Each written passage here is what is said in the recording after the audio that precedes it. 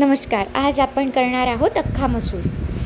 यासाठी मी कढईमध्ये तेल तापवून घेतलेलं आहे. मोहरी, जिरे, हिंग, कढीपत्ता, उभी चिरलेली मिरची, बारीक चिरलेला लसूण आणि त्यानंतर आपण हळद, 2 चमचे तिखट, अख्खा मसूर मसाला आणि धने जिरे पूड ॲड करणार आहोत. मसाला परतल्यावर आपण ॲड करणार आहोत बारीक चिरलेला कांदा. त्यामध्ये आपण थोडंसं काळा मसाला टाकू शकता आणि थोडंसं हलकंसं तेल तवंग येण्यासाठी. मसाला परतल्यावर आपण पाणी ॲड करणार आहोत. पाण्यामध्ये तुम्ही मीठ टाकायचं आहे आणि छान पाण्याला उकळी आल्यावर अख्खा मसूर ॲड करायचा आहे. हा अख्खा मसूर आपण रात्रभर भिजवून ठेवायचा आहे आणि सकाळी कुकरला 2 शिट्ट्या करायच्या.